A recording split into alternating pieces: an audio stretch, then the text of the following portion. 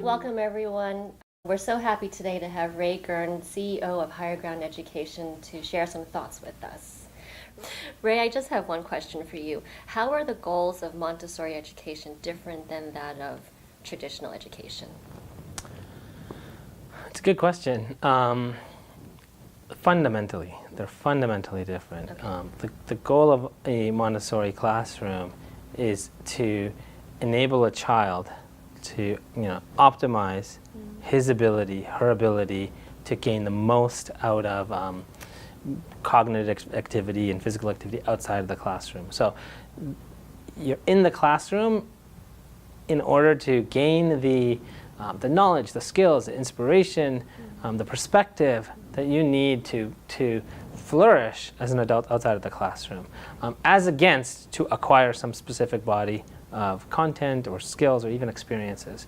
And so if you think of it this way, in the Montessori classroom, the purpose is to maximize the amount of learning and engagement that happens out in life outside of the classroom. It's not to gain as much knowledge as you can inside the classroom. It's to acquire a lens that kind of allows you to see more and experience more, in the rest of your life. So the classroom is not a replacement for normal living. It's an amplifier of the ability to kind of engage in the work and the pleasure of living. I think another way that the goals are different is that a Montessori classroom is really trying to optimize for adult flourishing. You're trying to grow up to become a fully, complete, authentic, engaged human being. So, I'll give you an example. My wife attended UCLA Law School, and I'd go to the parties with her, and I saw her passion for law. I met other people who, one of them wanted to be a litigator or an immigration attorney. They were animated by this goal, this desire to achieve something in their lives. They knew what they wanted. They knew why they were there. It was a sight to behold. And then I saw other law students and interacted with other law students, their peers, who, it was a totally different story. They didn't know why they were there. They were in relationships that were miserable, or on their way to becoming miserable. I think they were headed into careers, into work that they probably would end up hating. They seemed either listless or lost. And it was sad that there was a kind of like they could jump through the hoops, and they'd gotten there, but they lacked purpose. And the thing is that on paper you can't tell the difference between those two. Interesting. They look exactly the same. The same graduating GPA with honors, the same resume, the same types of experiences, the same kind of volunteer work even.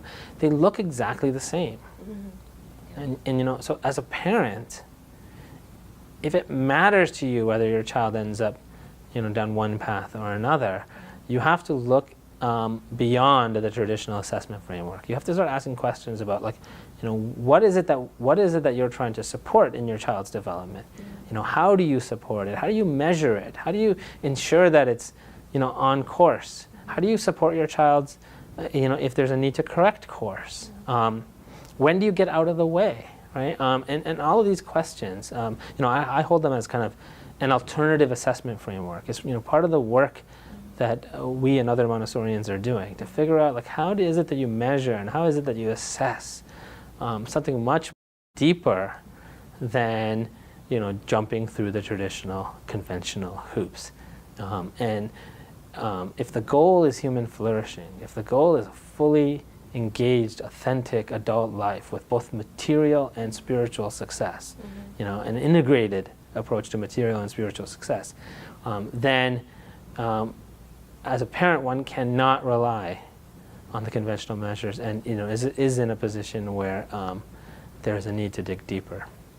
Our hope is over time that we actually are able to institute an alternative assessment framework. And, and we're just at the beginning of the work, we again and others, but executive functioning measures, measures of persistence, measures of engagement, right? Thinking about what knowledge is required, right? And why.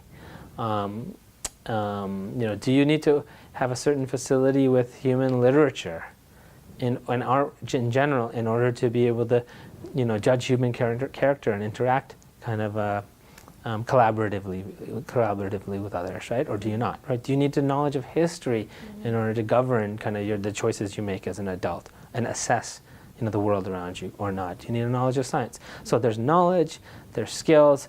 It is very difficult to figure out, like, how do we kind of ensure that we're actually measuring the right things and evaluating our educational systems by the right standard, by a standard of, human flourishing.